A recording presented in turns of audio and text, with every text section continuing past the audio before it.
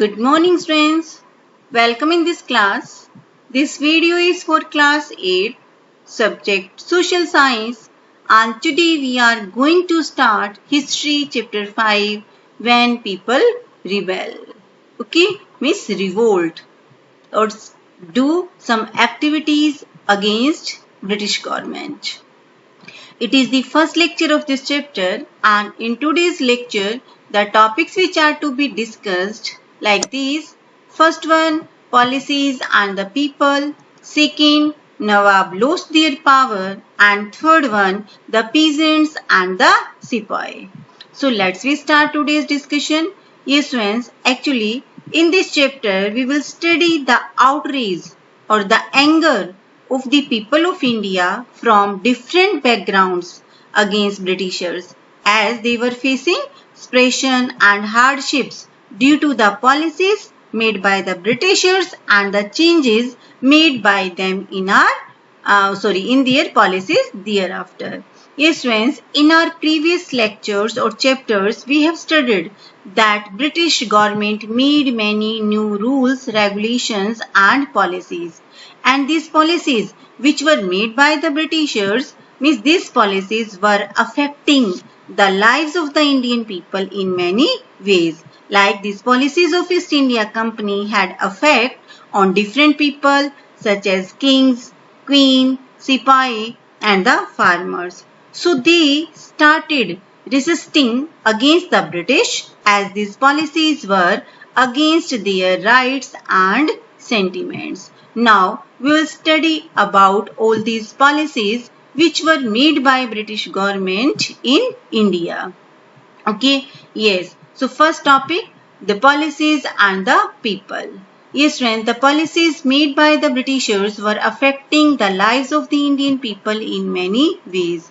Yes, as I have told in our previous lectures or chapters that British government made many new rules, regulations, policies related to the agricultural land, related to the forest land, okay, or means related to the many other fields. And these policies which were made by the British government means they had bad impact on the lives of the Indian peoples. Okay, and these policies of East India Company had effect on different people such as kings, queen, sepoy and peasants. Peasants are farmers. Means these policies which were made by the East India Company or the British government, they had impact on all different groups, whether they are rich or poor, like whether they are king, queens and the sepoy, tribal peoples or the farmers. Means these policies had impact on every categories of Indian society. So when these people were not agree upon these policies made by the government, so they started resisting, okay, against, means they started to go against these policies, okay, or against the Britishers as these policies were against their rights. Understood? Now we will have a discussion on these policies which were made by the British government. Yes, first is agricultural policies. Yes friends, in our agriculture chapter, we have studied that British government made many new rules, regulations and policies related to the agricultural land in India. Like they introduced Zamindari system, Rayatwari system, Mahalwari system. Like in Zamindari system, they declared Zamindar or they appointed the Zamindar as the you can say owner of the land. They were given the right of collection taxes. In Rayatwari system, that means one you can say people, means they common people, they had to pay taxes to the British government directly.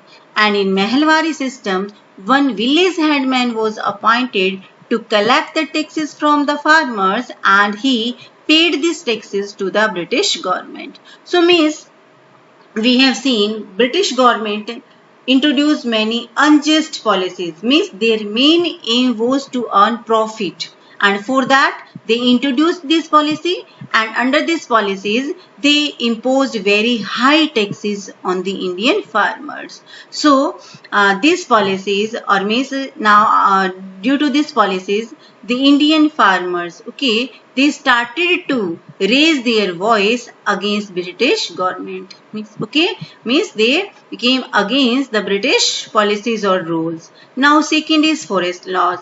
Yes, in our chapter 4, tribal people, we have studied that British government made forest laws also.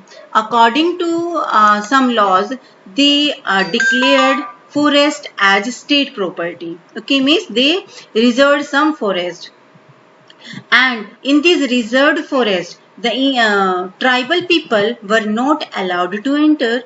They were not allowed to collect forest products. Okay, so in this way, tribal people also against British rules and regulations. So, but now we are looking or observing that one by one, every category of the society, means they started to raise their voice against these unjust policies of the British government. First, farmers, means now due to these agricultural policies, farmers were against these British rules. Due to the forest law, tribal people were against these laws. Now we will study about next, that is Nawabs or king. Yes, Nawab lost their power. How?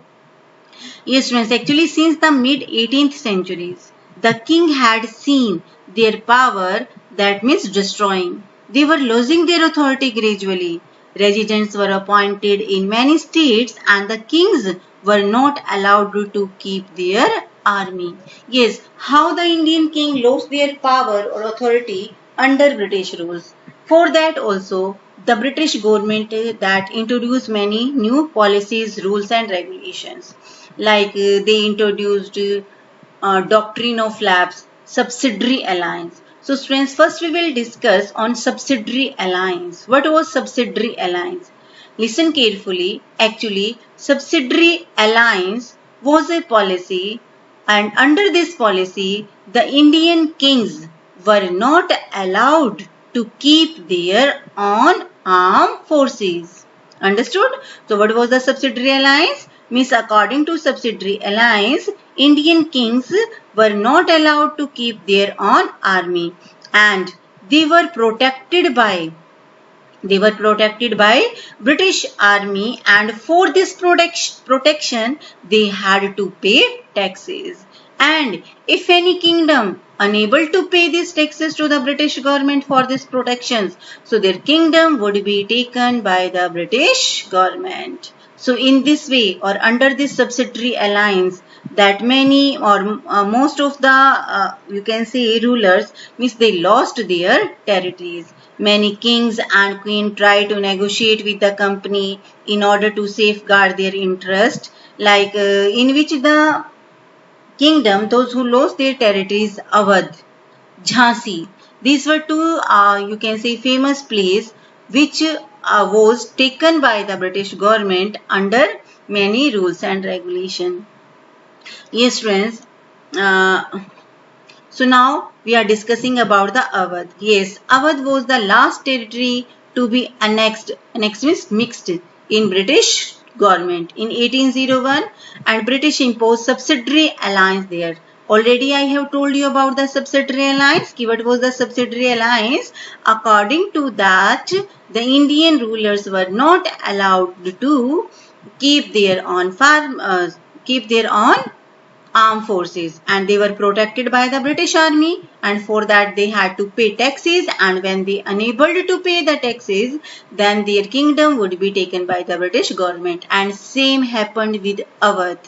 Okay, means when the ruler of Awadh didn't pay, or means when he was unable to pay to give the taxes to the British government for the protections which were provided by the British army, so Awadh was annexed, or Awadh was taken over by the British government in 1801. Understood? Indian rulers were not allowed to have their independent armed forces. This already have discussed. They had to keep company's army, and for that they you can say they pay for this maintenance. Understood about the subsidiary alliance? And so now this can be asked, which state was taken by the British government that under subsidiary alliance? So that was Awadh. Now, the another things, now we will discuss about Mughal rulers. Okay, कि Mughal rulers or Mughal kings, they were also against the British rules. Okay, so means you can say कि how did the company or what did the company do or plan to bring an end to Mughal dynasty? As we know, before the arrival of the Britishers in India, the India was ruled by Mughal rulers. Yes or no? Okay. So means Mughal rulers had power, okay, administration power, economic power in India. But when the Britisher came, they took all this power. And how? Now we will discuss about it. Okay. So means here beta one question is there. Listen carefully. From this paragraph or from these points, one question can be arised. That is, how did the company plan to bring an end of Mughal dynasty? Understood? So for that, the first point that they stop minting coins on the Mughal king's name. Yes, as I told that before the arrival of the Britishers, Mughals rule was there in India, and in which many famous Mughal kings were there. Those who that used to, or you can say, depict their name on the coins. But in the British government stopped minting coins on the Mughal king's name. Means they removed the name of the Mughal kings from their currency or from their coins. Okay, means now no Mughal ruler or king, okay, that could be used their name on the coins. Understood? So what was the first step taken by the company to bring an end of Mughal rule or Mughal dynasty? The first step, but they followed the first step. They stopped minting coins on the Mughals king name. Means the names of the Mughal rulers were removed from the coins. Second, in 1849, Governor General Dalhousie announced that the successor of Bahadur Shah will not stay in the Red Fort. Yes, friends, as we know, Bahadur Shah Zafar was the last powerful Mughal emperor. Understood? So, who was the last powerful, that is Mughal emperor? That was Bahadur Shah Zafar. Okay, so means the power, the kingdom of the Bahadur Shah Zafar was taken by the British government, and Governor General Dalhousie announced that Bahadur Shah Zafar was the last, would be the last, and after that he means you can say he had no successor. Okay, means the successors or the children of the Bahadur Shah Zafar would not allow to stay in the Red Fort. In 1856, Governor General Canning declared that the Mughal kingdom had come to an end, and with the death of Bahadur Shah, and his successor would be known as prince, not king. So understood? So in this way, we are we have learnt that British government took many steps to end the Mughal Mughal rule in India. So first is stop minting coins. What means the Mughal king's name were removed from coins. Second, Governor General Dalhousie announced successor of Bahadur Shah Zafar will not allowed to stay in the Red Fort. Okay, and after the death of Bahadur Shah Zafar would be known as prince, not king. So understood? So in this way we have seen that the British government made many new policies to bring end of Mughal rule in India. Next, the peasants and the policies, farmers and the policies. Yes, friends, in the countryside, the peasants and the zamindar were burdened with the heavy taxes. As I told in the starting of the chapter, that the British government imposed many high taxes on the Indian farmers. Okay, and even the method of collecting rent was very harsh. Means, in the case of failure of crops, and that condition also the Indian farmers had to pay taxes. Okay, many failed to pay these loans to moneylenders and they were forced to give away ownership right of their land. And sometimes these farmers, they took loan from this moneylender to pay these taxes to the government. Okay, and when they were unable to return or pay these taxes, then their ownership or their land was taken away from them. So understood? So these policies had very bad impact on the lives of the Indian farmers. Now responses to reforms. Yes friends, does it means responses to reforms? Here also one question is you can say framed and which I have given in homework. So listen it carefully. What was the responses to reforms? Actually, the British government or the British introduced several reforms in Indian society. As we know that many you can say rules and that systems, very rigged systems were lying in Indian society, like sati system. Okay, widows were not allowed to remarry, caste systems. So these were many you can say evils which were presented in Indian society. So the British government that started changing the society of India, means they started to bring reforms. They started to that you can say remove these evils from the Indian society. They prohibited sati system and encouraged widow remarriage. That were some good steps which were taken by the British government to improve Indian society. Okay, so here the question is there, what reforms did the British introduce in Indian society? So what reforms did the British introduce? First reforms means they prohibited sati system and encouraged widow remarriage. Okay, so means they passed the laws to stop the practice of sati and to encourage the remarriage of widows. They promoted English language in India.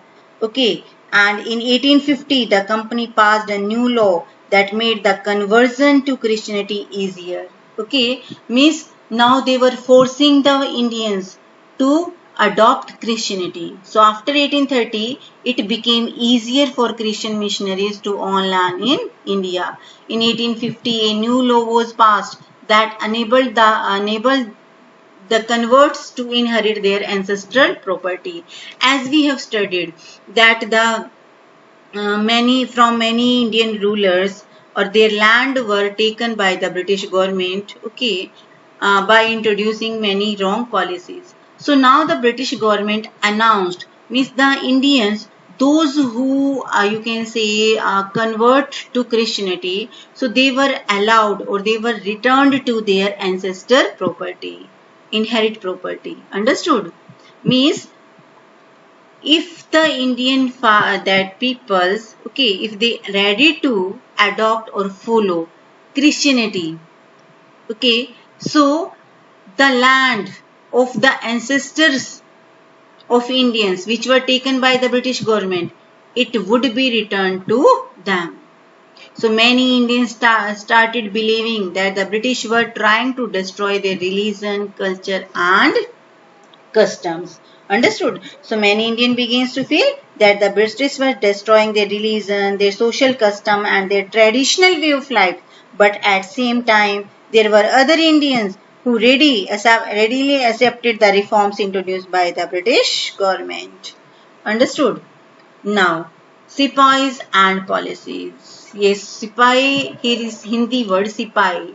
Sipahi. Okay, but the pronunciation, the word which was used by the British government, so they called them Sipai. Okay, Sipai and the policies. So Indian Sipais were also unhappy about the salary, allowance and the conditions of the service. Yes friends, have you understood the meaning of Sipai? As I told that Sipai is the Miss English pronunciation word, otherwise that is the Hindi word Sipahi, soldiers. So Indian soldiers means the person, those who were in Indian army, they were also unhappy with or under this British rules. They were unhappy about their salary. What does it mean? Means they were paid very less salary by the British government. Means in the British army, on the same post, if any Indian is there or other side any British is there, so for the same post, same work, Indian soldiers were paid very less in comparison to the British soldiers. Okay, and their condition was also very worst. The British made many new laws for the Indian soldiers. Sepoy were also against the British behavior with the peasants, as many of them were from the families of peasants. Okay, so means many these you can say soldiers, means they had agricultural or peasants family background. Okay, and when the Britishers were making many unjust policies related to the agricultural land, so these things also made the sepoy against the Britishers policies or behavior. Okay, now a mutiny becomes a popular rebellion. So students, first you must know about the meaning of mutiny. What is mutiny? Actually, mutiny is a when there is a soldiers, you can say group of soldiers disobey their officer. Then it is known as mutiny. Listen again, what do you mean by the mutiny? When a group of soldiers disobey, okay, the wording or the order of their officer. So a mutiny becomes a popular rebellion. Means after some times, this the Indian soldiers, they started to, they started to disobey the rules or disobey their officers. How? Now we will discuss about it. A very large number of Indians developed a feeling that they had a common enemy and they should rebel against them. So friends, we have seen or observed that all the categories, whether they are farmers, whether they are traders, whether they are tribal, or even that soldiers, means all people, all category caste in Indian society, now they started to feel it. They started to think it that they had a common enemy. And who was this enemy? British government. And they should rebel against them. They should raise their voice against them. So such a situation was experienced in North India during 1857.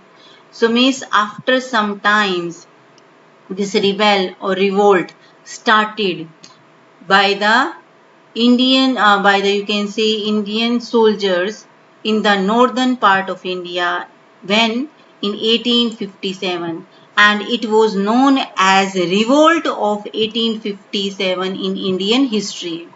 Okay, so when was the first revolt broke out in India against Britishers? In 1857. It is stated as one of the biggest armed resistance to colonialism in the 19th centuries anywhere in the world. Okay, means this was the first time when a large number of people in India that they came together, okay, and stood against the British government in 19th century. Understood? Now we will discuss about in detail ki what was this revolt, how did it break out, okay, what were the reason behind it. Yes, now many reasons were there: political causes, social causes, economic causes, immediate causes.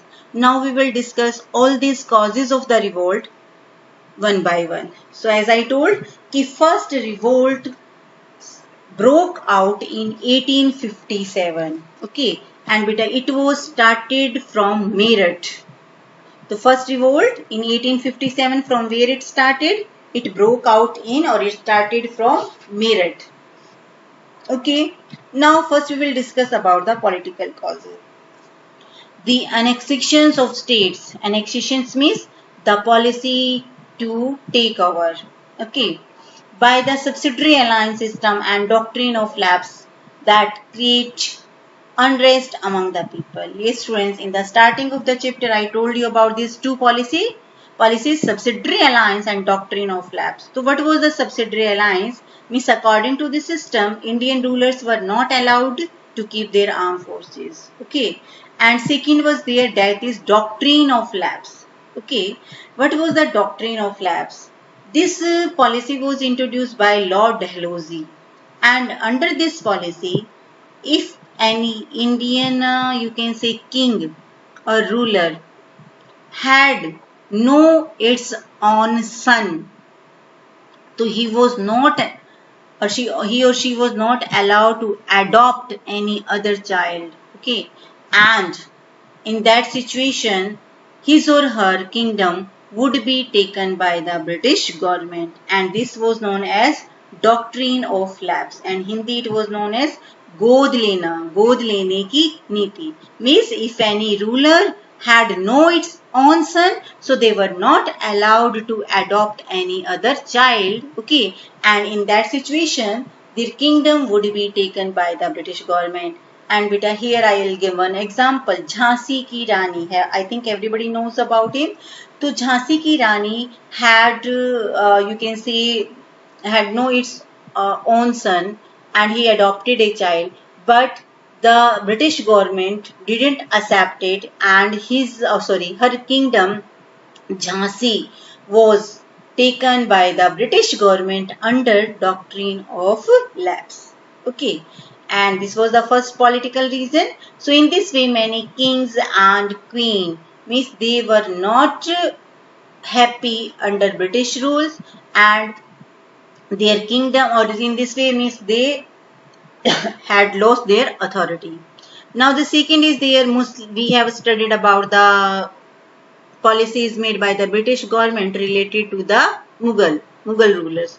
So in this way, when the name of the Mughal rulers were removed from the coins, Bahadur Shah Zafar family's members were not allowed to live in the Red Forces. So these were some activities, or these were some actions of the British government, okay, which hurt the Muslim feelings.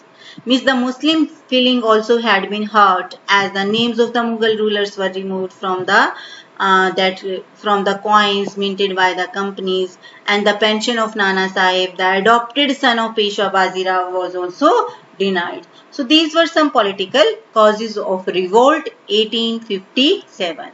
Nawab of Carnatic lost their royal titles. The princes of states were denied their right of succession. Okay, yes. Now, in this way, our today's lecture is completed. In tomorrow lecture, we will discuss about the other reasons, means social reasons, economic reasons, or means immediate causes. Okay. Now, I will assign you some question answer as homework. So, note it down there. And the answers of these questions you have to write in your free notebook. Yes, friends, one thing I want to say you that nowadays I am receiving very less numbers of students, those homework of very less numbers of students. Okay, only few students, around that is 25 to 30 students are only out of all sections, those who are sending their homework to me on regular basis. Okay, so beta, you should not kill the time, okay, and you should not lose of their study. Okay, you should be listen or watch the videos carefully and be regular in your homework. Okay, yes, I hope that from tomorrow I'll receive a large number of, or means most of the students' homework. So now first question is there, that is what is mutiny. So in the discussions of the chapter, I told you that when a group of people that disobey the rules or disobey the order of their officer, that is known as mutiny. How did company plan to bring an end of the Mughal dynasty? By removing name. Under what pretext did the company take our Awadh? Okay, under which policies? Here pretext means under which policies did the company take our Awadh? I told you under subsidiary alliance. So in this answer you will explain subsidiary alliance. Fourth question, what reforms did the British introduce in the Indian society? This I also have discussed, like that banned sati system, allowed widow remarriage, or caste system. In this way they introduced they introduced some reforms in Indian society. And how did the people of India responded to them? So Indian people were thinking, so in this way the British government were destroying their religion, their customs, okay, and their faith. So understood, students? So this is your homework. You have to do homework in a fair notebook, and after completing the homework, you have to send your homework on my email ID. That is moreneetu8080@yahoo.com. Understood? Thank you so much.